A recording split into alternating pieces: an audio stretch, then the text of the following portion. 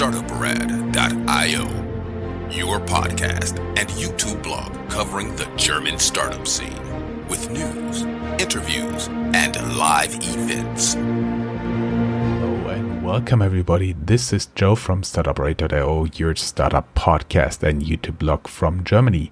Today I do have another very interesting guest here who is the founder of the Startup of the Month by Frankfurt Forward September 2020. Congratulations to Ramin. How you doing? Hi, Aaron. I'm doing pretty fine, and you?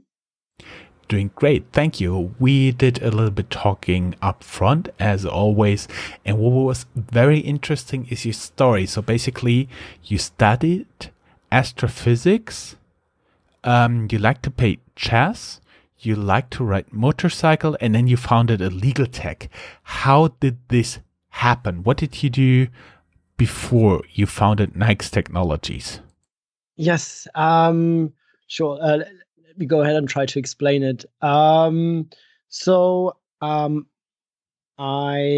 started studying physics early on when I was in school, like in high school. I started at around was 16 and a half, 17 something. So I used to be a so-called Schülerstudent, a pupil student in the University of Frankfurt. And by the end of my school time, so when I was 19, I finished 3 semesters, and my so-called, in Germany we call it Nebenfach, Wahlfach, and that was astrophysics. So I did this early on, and during this time I had the opportunity to also look into other fields, and I was particularly interested in cognitive linguistics. So I was I took a look into some lectures and was pretty amazed by it. So by the study of language, and maybe I should mention that my mother, she used to be a scientist in that field. She studied German and Roman languages, and so I got in touch with linguistics quite early. But what I really curious about is bringing different fields together, like the algorithms of mathematics into language. And I mean, that field already exists. It's nothing new. It's called computer linguistics. And in that particular field, there's like a field called natural language processing. It's the analysis of the written language, and by using algorithms from mathematical algorithms or something like that. So that was what I was really curious about. And the thing with physics is, now I explain why from how do I get from physics to something like linguistics is it's pretty easy to explain, because like you said, I was interested in that field, astrophysics. It was my specialty. I was really always curious about that. And in astrophysics, there are multiple models brought together to explain the phenomena in the universe, like thermodynamics, mechanics, and so on. And so that was mainly astrophysics, about bringing different models from different areas together and see if they could work. And that's what I tried to do for the language part, right? So I was pretty early trying to experiment, having some side projects to analyze language, trying to invent some algorithms on my own to analyze the written languages. And so I had some projects on my own, was doing it for most of the time. Nothing really worked out until I came across to to meet some great guys, and they helped me actually taking it a little bit more serious, because they realized, okay, this one particular project is something you could maybe benefit from, and that was NAIX. If you like, I explain it a little bit more detail, but I feel like I'm already talking like way too much. Actually, you had me smile because when you made the connection between linguists who study the structure and the words in order to understand language, and lawyers on the other side who try not to be understood, it kind of was an antithesis for connecting those two. But nonetheless, that apparently worked for you. We are already at the point where you founded NAIX. Up front, how did you get to this name? It stands for Natural AI X, so Natural Artificial Intelligence X. And the X means? And X means it's a mystery. Like you know, probably Google X Labs. You know, some sort of secret. I mean, okay, I found it pretty cool. So we registered that word as well. It's a registered trademark in the European Union, Canada, USA, and Switzerland. So it belongs to us. I see, and the X means nothing. Okay, that's fine. It has a meaning. Like it's a mystery. Like I said, like it's like, you know. But yeah, well. I'm sorry, didn't want to push you there. What was the basic idea how you guys are started out NAIX? What was the problem that pushed you towards setting up a serious company, kind of betting your financial wealth and future on a problem? What was the What was this problem, and how did you discover it? So it came from the actual from the actual need. Okay, it's hard to explain the way I went. Maybe we talk about that another time. But I was I have a really good friend who gave an introduction to Markus Rohn, and that probably changed the whole game, because Markus is now currently is our advisor at NAIX. He managed to connect me with Karl Eubert, who's invested in NAIX, and Markus. Markus Rohn is who is that guy? He's the managing director of the private investment office of Rothschild Co. Rothschild is they have like two main departments. One is the global advisory part, advising companies in M&A transactions whatsoever, and the other one is asset management, and that's where Markus is working.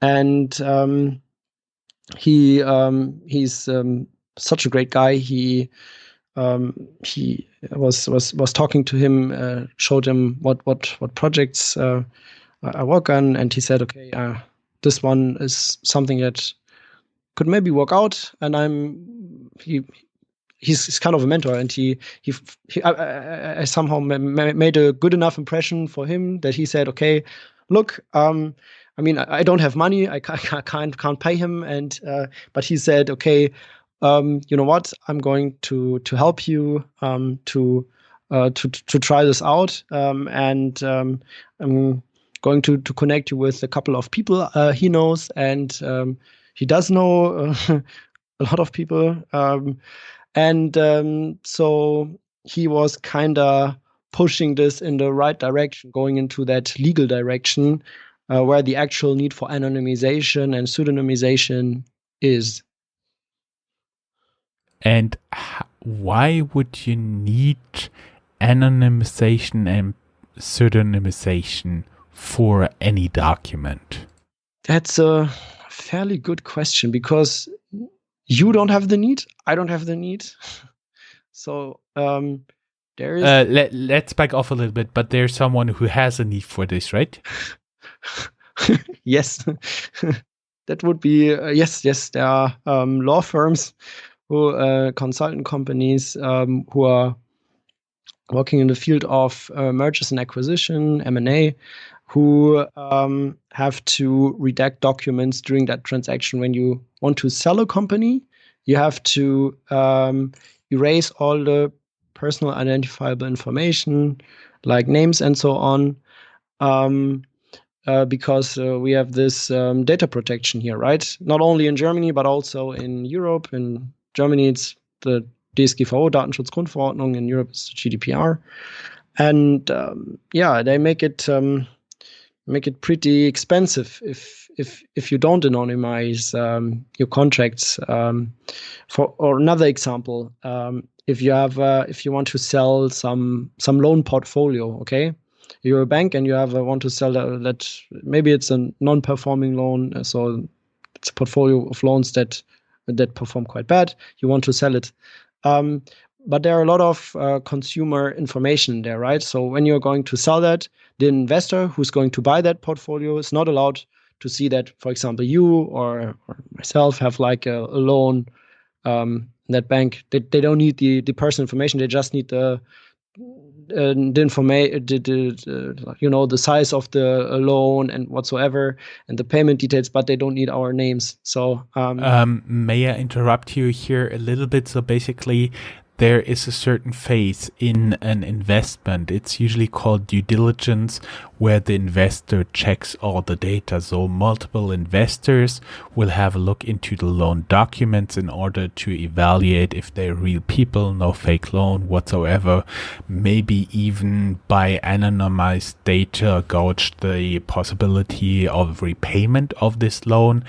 And that's basically the part where they have to see some of the documents, but they cannot see, for example, that I am one of the people whose loan is in there. So in this due diligence phase, they're checking all this data, and that's the point for which you guys are actually providing the anonymization of the documents, right?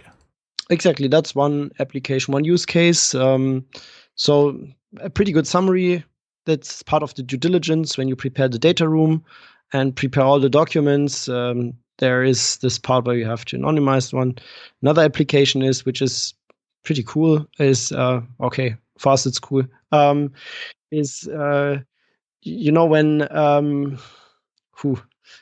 what's that word in English? Untersuchungsausschuss, when they have like when the German government is trying to investigate a certain case, they have to they get some information from, let's say, like the BND, Verfassungsschutz, and so on. But if those institutions provide the material, they have to anonymize that data as well due to data protection. So there's also the public sector, which has a high interest. Or that's an investigative committee which can be frequently seen in the US because they are live broadcasted there. Exactly. Okay, great. Yeah, thank you very much. Then again, when you have where else? Of course, knowledge management, another field. When you have like a contract, you don't want to. You wrote one contract as a lawyer and you want to use that for a different maybe case, or you want to use some patterns, use some blocks in that document. But due to Chinese walls, you're sometimes not even allowed to share that document within the same law firm, which makes knowledge management pretty hard. So even though some other colleague of yours, maybe from another city, from another location, worked on a similar case, and you would like to use some specific data in there, it's not that easy. You have to redact or even anonymize the contract and then share it. So makes knowledge management way easier if you have like an automated solution where you get your contract, you put it into your database, and then everyone has access to it. We may add, because not everybody here is from a corporate background, a Chinese wall is no physical wall you actually put up in a company. Don't get that wrong. It's a wall where on the one side, for example, one team in a bank is working with the buying side of to buy a company, like for private equity company, and on the other side, another team, maybe somewhere else, is working on trying to sell the company, and they cannot share information. And this forbidding to share information of some kind, that is called a Chinese wall. I don't know why they call it Chinese wall, maybe because the Chinese wall is the longest in the world, but that's the name given to it. So you as a consumer have the right to DSGVO section 15 to retrieve any information, a company where you're a customer, are to retrieve that information. And so that's the biggest pain point for basically all companies. Let's say an insurance company where you have chat protocols, where you have emails, where you have contracts and all that stuff, and you have that right to know where your personal information is and retrieve those documents and those files. You can imagine if you have like an insurance company of millions of customers, that's a true nightmare. So if I go to my insurance company and say, I want to read all my emails and all the chat protocols, give that to me, they have to fulfill that. So in one case, they had like 10,000 of chat protocol pages that they have to redact. So, and after 1 hour, they managed to redact 10 pages and came back to the customer and said, okay, it's technically not possible with manpower to do that work manually. Okay. You see, so what happens here? The companies tend to accept the fines that you get when you not complying with DSGVO, especially in the field of Kartellrecht.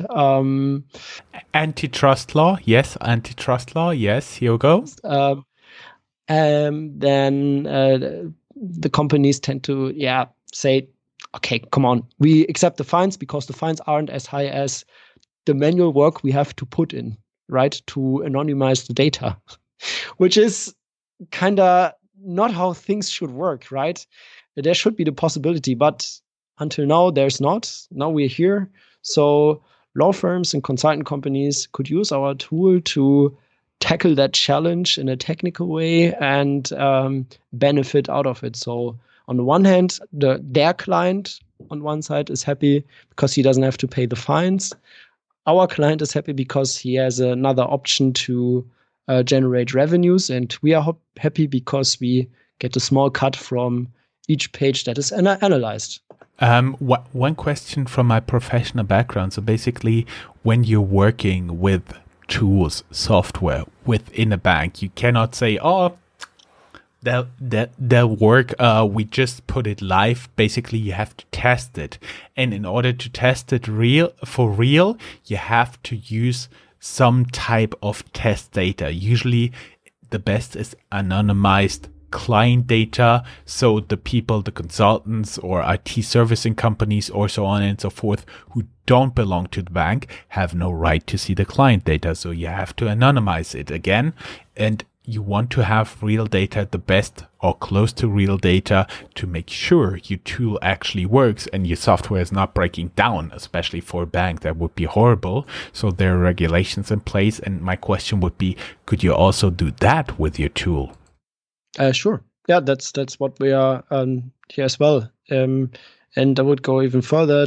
If you want to train your models in NLP, right? You need some data, some contracts, but the law firms, they're definitely not giving you like client-based contracts, like some real life documents. They really don't do that.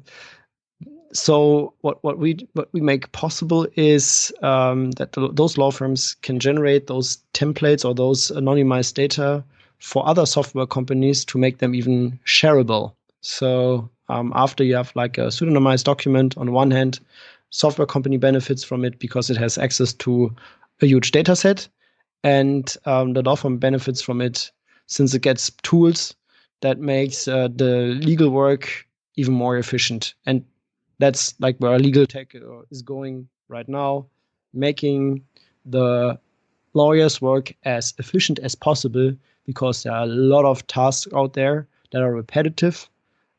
Best example is anonymization. Nobody actually studied to look for names and addresses and whatsoever inside a document, redact it, and then upload it to the data room. It's really tedious, time-consuming, and annoying work.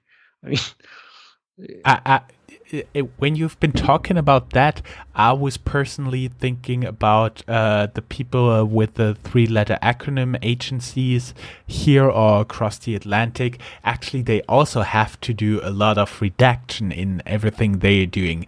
Would that be also a possible application of your tool? Definitely. Definitely, like I already mentioned, like the Bundesnachrichtendienst BND in Germany, who does that. Are they? I know, just between you and me and like 250,000 people who will listen to this, is the German version of the CIA, the Bundesnachrichtendienst, is it one of your clients? No. No, not at the moment. I mean, I did had a great talk with Brigitte Zypris. She tried to do some introduction to the Ministry of Justice and the Ministry of the Innenministerium. The Interior Secretary or Ministry of the Interior. But as you can imagine, it's really hard to get through. It's really, even though you have some contacts, it's simply not enough.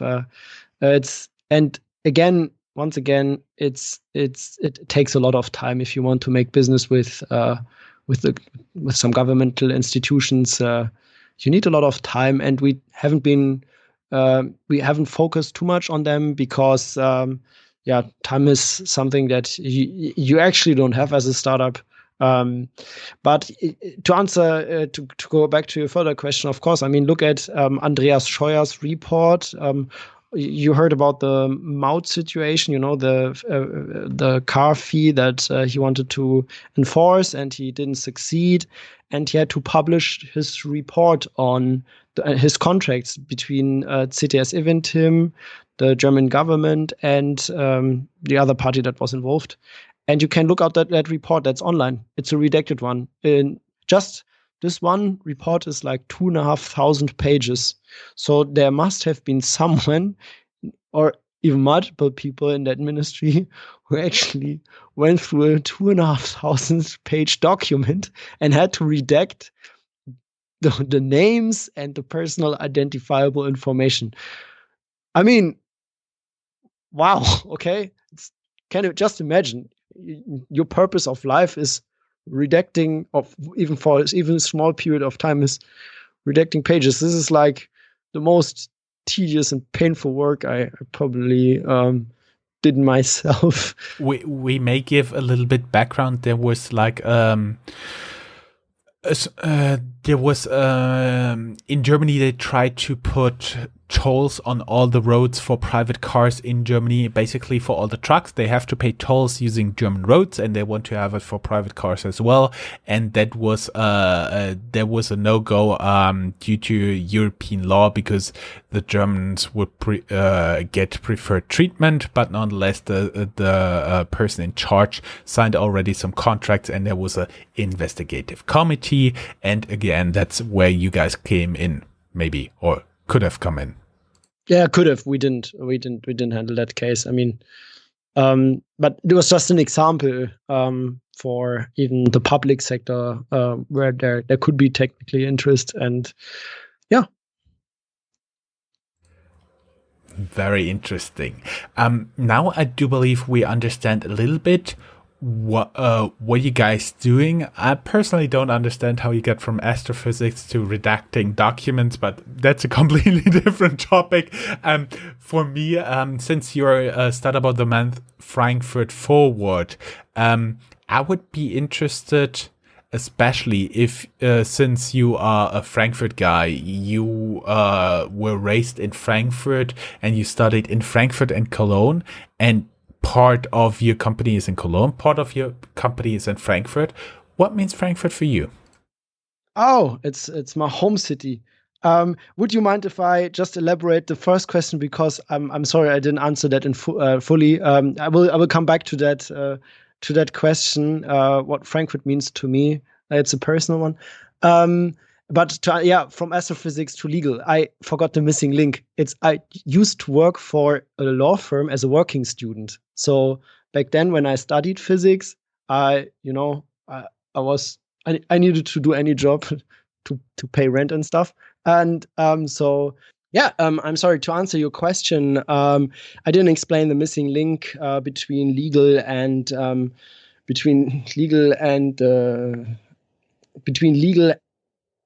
astrophysics exactly, or mathematics in general. How did I come there? I used to work as a working student in a big international law firm. And it was there where I made my first contact into the legal world, and where I experienced the problems lawyers have. Even though I wasn't a lawyer, I was just a working student. I was like a paper boy, doing basic stuff, copying stuff, IT stuff, delivering internal mails, the physical letters, the newspapers and stuff like that. Yep. Yeah, like nothing too fancy. It was just something I could pay my rent, and I could make a living out of it. It was a good time. It was a really good time, but this is where I made my first contact into the legal world, and I talked to your lawyers, and I talked about their pains, and I talked to people about my projects that I was doing on my own, like as in my free time, as for fun, doing this natural language processing stuff over there, and what is possible with that technology, what you could do. And so the things evolved, and that's maybe the missing link between physics and on one hand, and the legal world on the other hand, which is quite important to understand. But yeah, so and then again, timing was a big factor. Like I told you about my friend who made an introduction to my friend at now he's my advisor and friend at Rothschild Co, and he is all the things came together. I mean, I did try out a lot of stuff before, like most of the stuff failed. That's like typical for founders, that they did try out a lot of stuff, try to monetize a lot of stuff, but fail. And this is one stuff I actually curious, most curious about, because the legal world is a pretty close society, I would say. It's they mainly work in the background. You probably don't know the biggest law firms in the world, but they are advising the big companies in the world, right? Not only doing transactions, but doing their legal work. I mean, right now we are getting advised by one of those big law firms as well. We are advised by CMS, Hasche Sigle, when the Equip program. So they have like a program to advising startups at a little bit reduced fee of what they usually take, and advising us in the legal fields.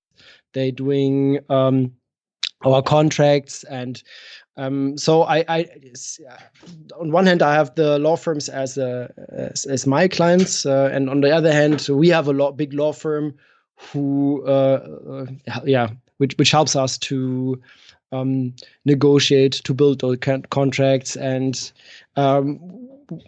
we as a client on our side then get a feeling what is most important in the legal world. And it's not that writing a contract is the most crucial part, but the actual advisory part, the legal advisory, so the strategic advisory, the experiences with different cases in the different fields, regarding IT, regarding IP, regarding whatsoever. And that's where they have a high expertise, and that's what I'm also really willing to pay for, that they actually advising us in those particularly areas. What I really do not like to pay for is like the standardized contracts. I mean, nobody likes to pay for them because everyone knows how it works. But it's more of the advisory part, taking a deeper look at what's the case here, what we're working on, and then writing some legal stuff around there. So yeah, that's that. And now finally we get to the point. What means Frankfurt for you? Since we discussed up front, you've been raised in Frankfurt. You studied in Frankfurt, then you also studied in Cologne, and now you have a company which is formally headquartered in Cologne, but you also do have a large presence here in Frankfurt. So what means Frankfurt for you? So yeah, wanted to go back to that question. Good question. So I was raised in Bergen-Enkheim. That's part of Frankfurt, and it's my home city. I grew up there, lived there for most of my time, for about 20, 21, 22 years. My parents still live there. A lot of friends are. Or at least, the most important, many important friends live in Frankfurt. So I still have a connection. It's not only that there are the big international law firms, the investment banks are located there, but also my family and friends, which means a lot, obviously. I mean, Cologne and Frankfurt, they are closely connected. I can take the ICE. It takes about an hour to get there, which is pretty nice. Our office here in Cologne is closely located to the central station, and then again in Frankfurt, we have that office, like you mentioned. We're located there in Reinvent Law. Reinvent Law is a co-working space, but also a network. So the members are primarily from the legal tech area, and they have a strong focus in connecting not only the members to each other, but also the members with huge companies. And so we are getting some leads from over there, and we are getting nice conversations over there. And we are quite flexible. If you want to work in the Cologne office or in the Frankfurt office, it actually doesn't matter. I mean, you can work from home as well. But yeah, that's that. Maybe I mean, we can talk about personal stuff as well. I really like to do that. You said in your material that your podcast is also it's for entrepreneurs, from entrepreneurs, from founders to founders, which is pretty nice. So what I always try to do, I had a talk here in Cologne with the Entrepreneur Club Cologne. I speak to other founders. I try to tell them a lot about my own failures, but also about the personal stuff. So if you have any specific question, I'm always up to answer it in a openly and the most transparent way. I usually do have a closing question which tells some about a person. I give you first a question, and then I talk a little bit so you have time to think. If you could describe your life either as a book title, a movie title, or combination of both, what would it be and why?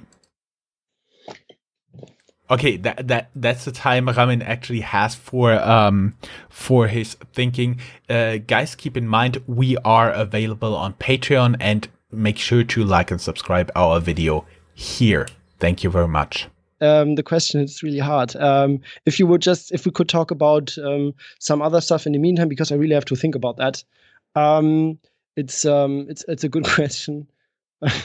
For everybody who's watching this on YouTube or listening to the audio recording, actually we took here a break of about an hour, so Ramin had time to think. Exactly. But maybe I can Okay, but maybe in the meantime, I can talk about some other stuff about founding a company in general and what it means personally on a personal level. Maybe that's Yeah, sure. Totally fine. because that's something people do not like to talk about, because if you talk about them, like not before camera but behind, you get the feeling that there are some patterns. And I'm talking about mostly the failing part, about the part of life, which is not so much talked about, because especially in these times where with LinkedIn and YouTube and especially Instagram, you have to make a good looking, like you just get followers and attention if you're talking about your success, what you already achieved, what you managed to do in your long life. Oh my God, look at me! I'm so super fucking cool. I'm so amazing. And people do not talk about the failure part, but most of those people did fail a lot in their life, and as well on the personal level, and I did too. I think the best example I can give you is that I have multiple good examples. Maybe I start with that one, that I was once in a hospital for about 2 weeks because I got the medics had a breakdown, a nervous breakdown, and it was not only a nervous one, but it has also like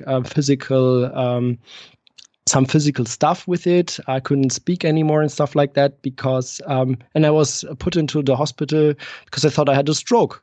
This is now two years back, 2 years ago.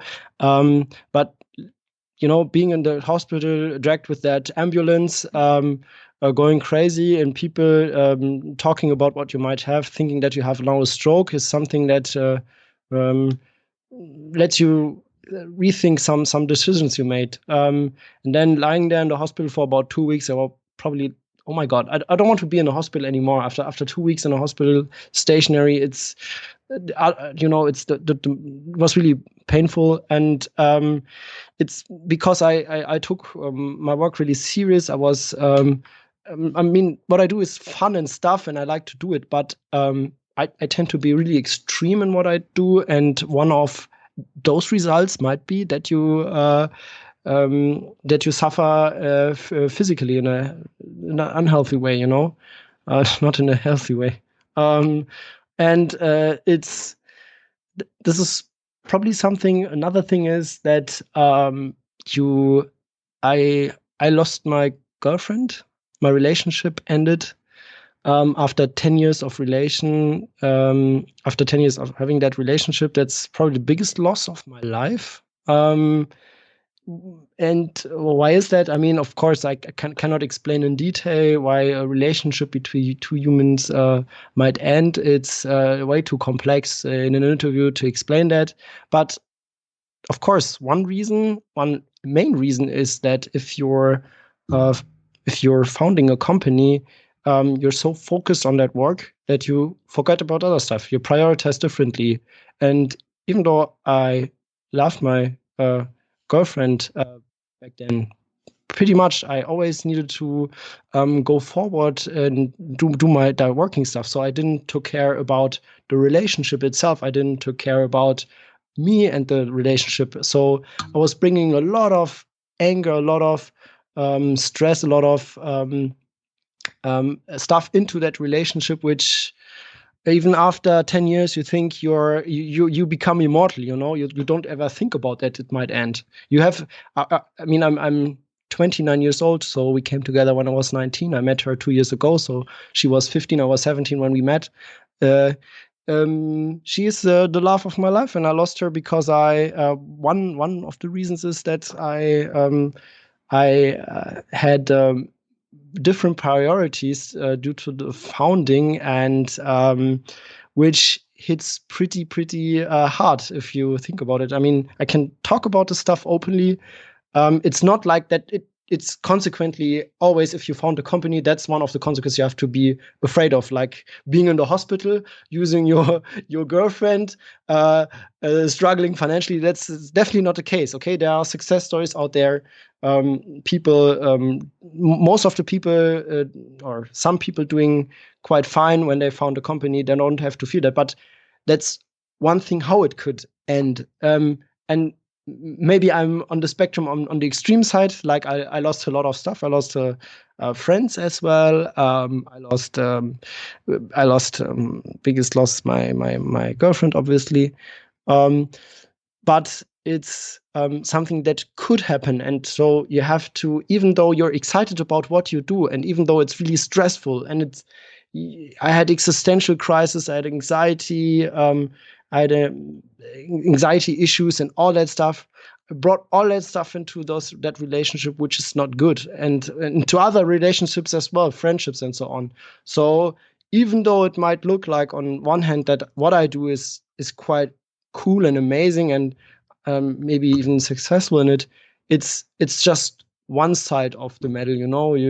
Most people just show the first place that they achieved an award and not the blood that is behind, because it's unpleasant. It's nothing too fancy, right? It's nothing you like to talk. Most people don't like to talk about it. I like to talk about it because I want to prepare people. I'm not, like I said, I don't want to scare people. That's actually not what I want to do. But it's not always as it's nice and easy as it looks like. And since I heard a lot of other founders listening to their talks about all that bullshitting they're doing, about all that they're so excited about what to do that they just talk about the success, and they don't talk about the fails, as particularly the mischoices they made when they went into another contract with some contractor, about their personal life, about anything, which gives like a pretty bad, you get a false impression of what founding means. Like I said, most people I met, and I talk like most other entrepreneurs I meet and talk about, they have not the exact same experience as I did, but something similar. And that's what I always, if you have any question there, feel free to ask. No question, but it's always an interesting perspective because, as I say, many people get the impression founding is, I say, one day I start a company, next day I start a company, and 1 year later I'm a millionaire. It's not that easy. Yeah, I mean that's maybe too obvious, but even just surviving, founding a company and surviving is probably the one of the hardest things you could do. It's not about the money. It's about paying everyone around. I have people that work together with me, and they don't live with the love I give them to you. Okay, and they, oh my god. Just imagine, to wrap it all up, just imagine you could be for 1 week the CEO of any company in the world. Which one would you choose and why?